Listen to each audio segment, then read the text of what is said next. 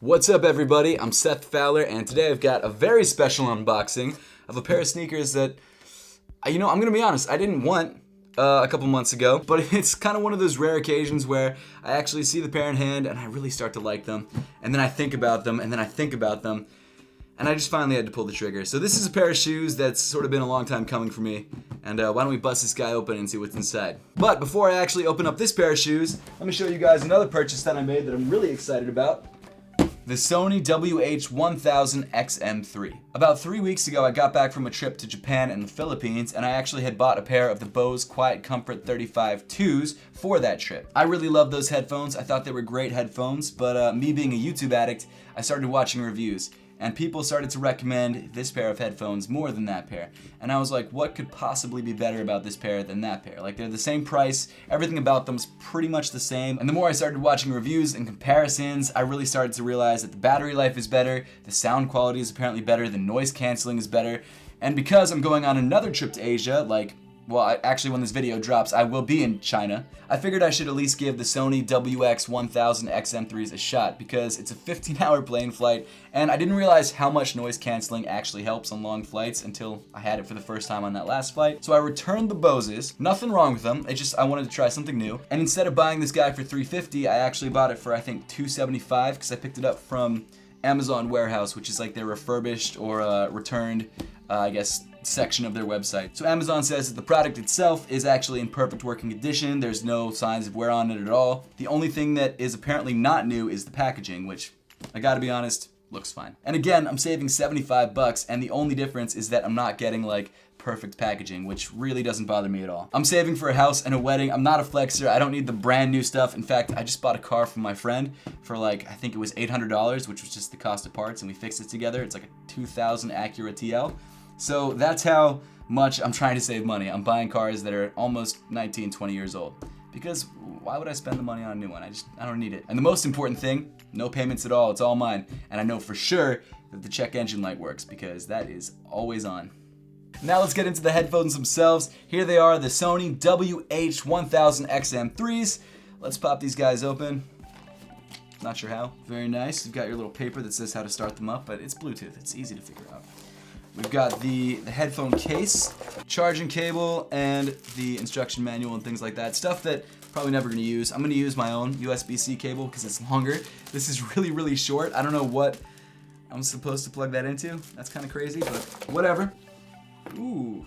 There they are, the Sony WX-1000XM3s in all their glory in this really nice matte black paint. They're super light, which is great. That's something I really liked about the Bose, and obviously I like about this. The nice thing is they're light without feeling cheap, which is obviously important when you're spending this much money on a pair of headphones. You got your copper accented Sony logo. You've got your mics right there at the top of the ear cups. You've got NFC on the right side, left side, and then you've got your touch controls on the right side, which I've got to be honest, I haven't heard the best things about these touch controls. I heard they're a little finicky, and I much prefer what Bose did with their physical controls with the volume up and down rocker. I think these obviously look cleaner, which is nice. Aesthetically, they look great, but I think function-wise, I'm just not as excited about the control aspect. Another thing that kind of counts as a negative for the Sonys and is a plus for the Bose is that those can actually connect to multiple devices at the same time. So if I'm listening to music on my phone and then I switch over to editing a video on my laptop, it automatically switches. So if I stop listening to music on my phone, all I have to do is press play on my editing software and the sound automatically switches, which is amazing. With these Sonys though, they can only connect to one thing at a time. So if I'm listening to music on my phone, I actually have to disconnect them and then reconnect them to my laptop in order to edit.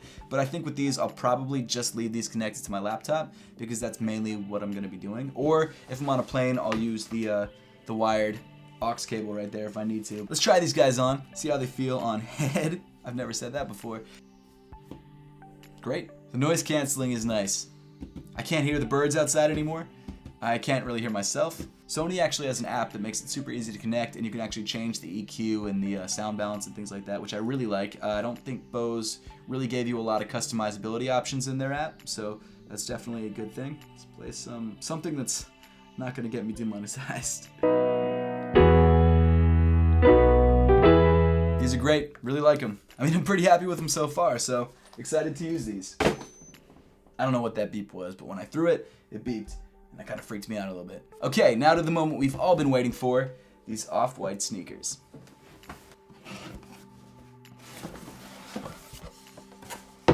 So first off, we've got the Farfetch receipt. I bought this from Farfetch after I did the video with them. They gave me some credit, so figured I'd grab a pair of sneakers. Here they are. If you guys haven't seen the Farfetch video, make sure to check it out. I got my first Gucci, I got some Balenciagas, but now I got a pair of Off-Whites, which is really exciting. Here's the box. Can you guys guess what's inside? Let's find out. Obviously, it's not the Off-White Air Jordans because it's in the wrong box for that. But you've got your Off-White paper, you've got your red, flipped inside-out Nike box. That should give you some hints. Here they are. Check it out. The Off-White Air Force Ones in the Volt colorway. A colorway which I really disliked. And then the more I looked at it, the more I liked it. Not so much for the color itself, but for the pop that it makes. But here they are, the Volt Off-White Air Force Ones. Looking very bright, very Volty in this bright neon green colorway. This is actually my first pair of Off-White Air Force Ones. I've never owned another pair. I didn't own the black pair, the white pair, anything like that. This is my very first one, and I'm pretty excited about it. I'm not going to do a full review of these shoes because you guys have seen these time and time again, so it wouldn't be anything new, but I'll give you guys my thoughts on them right now. First thing you'll notice is obviously the insane bright green Volt colorway going on pretty much the entire shoe. You've got a bright green midsole and outsole with Air printed in black above the embossed Air right there on the heel, which is interesting. You've got this sort of plasticky mesh around the toe of the shoe and around the ankle of the shoe as well. And then you've got this other kind of, I guess, slightly thicker mesh in the midfoot panel and on the toe. And what's really interesting about this toe box is that instead of having perforated holes like they usually do on the toe of Air Force Ones, they actually printed on some sort of, I don't know what that is, like rubber material to show where the holes usually are. So they're not actually ventilation holes, and it's probably because the mesh is pretty well ventilated as is. That's what I would assume. Actually, the mesh is backed with the fabric, so it might not be the most well-ventilated shoe in the world, but it's an interesting design detail. Of course, you've got your sort of powder blue zip tie, which is a nice addition. I think it would have been fine going with the red zip tie on the shoe, especially since there's that little orange tab right there on the back of the Nike swoosh, but the powder zip tie looks fine. Actually, the more I'm looking at it, the powder probably looks better. I won't be wearing the shoe with a zip tie regardless, so it doesn't really matter. Of course, you've got your neon green laces with shoelaces written in black on the ends. You've got your exposed foam tongue, exposed foam ankle area, black Nike swoosh, very similar to the Nike swoosh that's used on the Nike Air Presto, the Off-White Nike Presto. It's got this sort of like plasticky ribs textured feel to it. It's kind of got a glossy look as well. One of my favorite details, as usual, the offset Nike logo on the tongue. I think that's awesome. And then on the right shoe, you've actually got these what almost look like carbon fiber laces. They're not, but they almost look like it. These black and gray laces, and then you've got shoelaces written in red or like an orange on the end. So that's interesting to see. I didn't know they actually came with these. In fact, I don't know if my fiance's pair came with them. I wonder if the Off-White store cuts off laces. I'm not sure, actually. I'll have to check. I'm not exactly sure. I don't remember, but I'll let you guys know. On the back of the shoe, you've got the Nike swoosh with logo debossed above it. I think that's actually a really nice detail. I didn't notice that before. I love that. I think that's awesome. You've got your neon green insole with the Off-White logo printed on the heel. Pretty much standard when it comes to that.